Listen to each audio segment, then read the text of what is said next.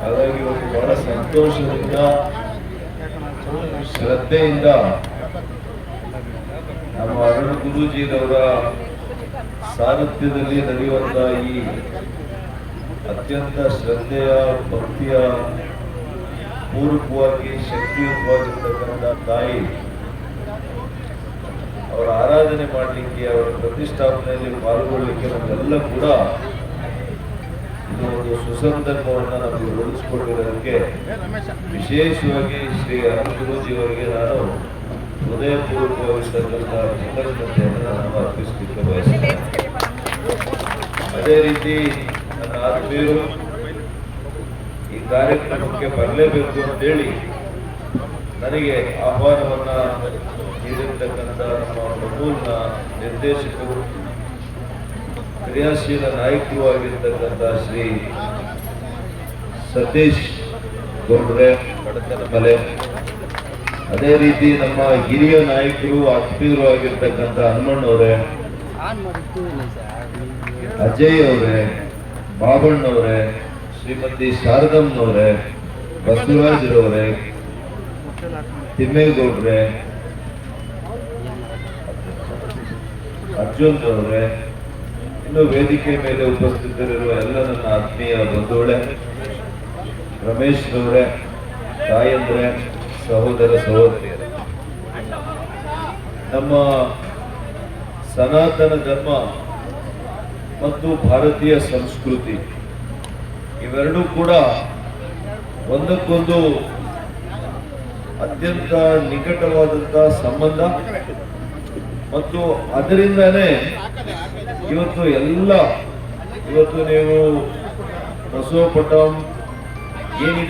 ಮೆಸೊಪೊಟಮಿಯ civilisation ಇಂದ ನಾಗರಿಕತೆ ಏನಿದೆ ಇವೆಲ್ಲ ಕೂಡ ಇದ್ರೂ ಕೂಡ ಭಾರತೀಯ ಸಂಸ್ಕೃತಿ ಉಳಿದಿದೆ ಅಂತಂದ್ರೆ ಅದಕ್ಕೆ ನಮ್ಮ ಧಾರ್ಮಿಕ ಮತ್ತು ನಮ್ಮ ಸನಾತನ ಧರ್ಮ ಅದಕ್ಕೆ ಬಹಳ ಮುಖ್ಯವಾಗಿರ್ತಕ್ಕಂಥ ಕಾರಣ ಅಂತ ನಾನು ಹೇಳಲಿಕ್ಕೆ ಬಯಸ್ತೀನಿ.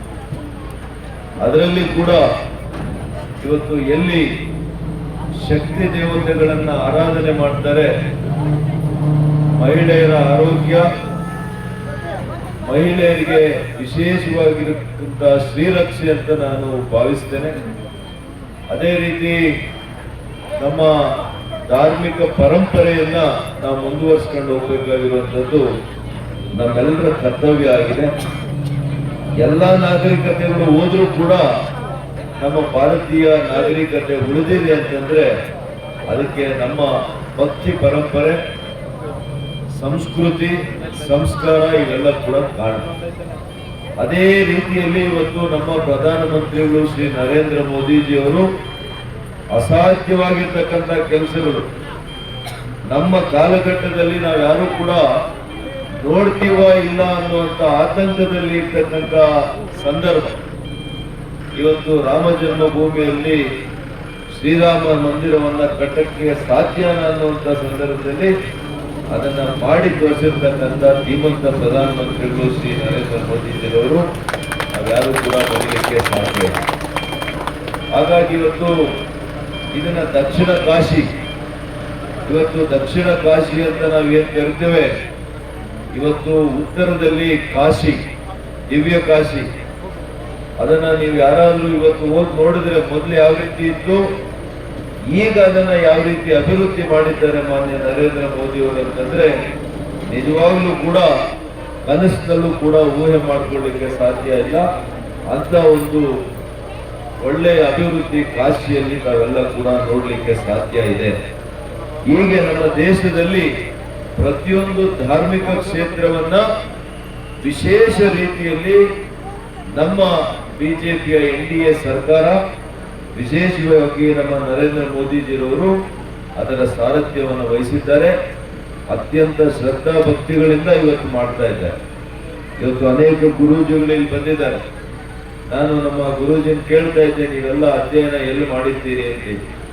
ನಮ್ಮೆಲ್ಲರ ಆರಾಧ್ಯ ದೈವ ಸಂಭೂತರಾಗಿದ್ದಂತಹ ಶ್ರೀ ಶ್ರೀ ಶ್ರೀ ಬಾಲಗಂಗಾಧರನಾಥ ಸ್ವಾಮೀಜಿರವರ ಏನು ಆದಿಚುಂಚನಗಿರಿ ಮಠದಲ್ಲಿ ಅವರ ಅಧ್ಯಯನವನ್ನು ಮಾಡಿ 6 ವರ್ಷದ ಬಾಲಕನಾಗಿದ್ದಾಗ ಹೋಗಿ ಅವರು ತಮ್ಮ ಇಡೀ ಸಮಾಜಕ್ಕೆ ತಮ್ಮನ್ನ ತಾವು ಅರ್ಪಣೆ ಮಾಡಿಕೊಂಡಿರ್ತಕ್ಕಂಥ ಒಬ್ಬ ಮಹಾನ್ ಯೋಗಿಯಾಗಿ ಇವತ್ತು ರೂಪುಗೊಂಡಿದ್ದಾರೆ. ಅವರಿಗೆ ಮತ್ತಷ್ಟು ಆ ತಾಯಿಯ ಆಶೀರ್ವಾದ, ತಾಯಿಯ ಸಂಪೂರ್ಣ ಆಶೀರ್ವಾದ ಅವ್ರ ಮೂಲಕ ಅನೇಕ ಭಕ್ತಾದಿಗಳಿಗೆ ಒಳ್ಳೇದಾಗ್ಲಿ.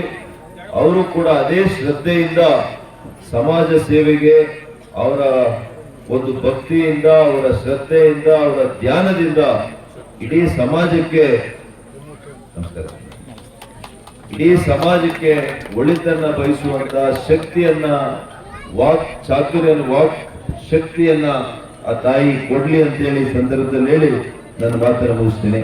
ನಮಸ್ಕಾರ.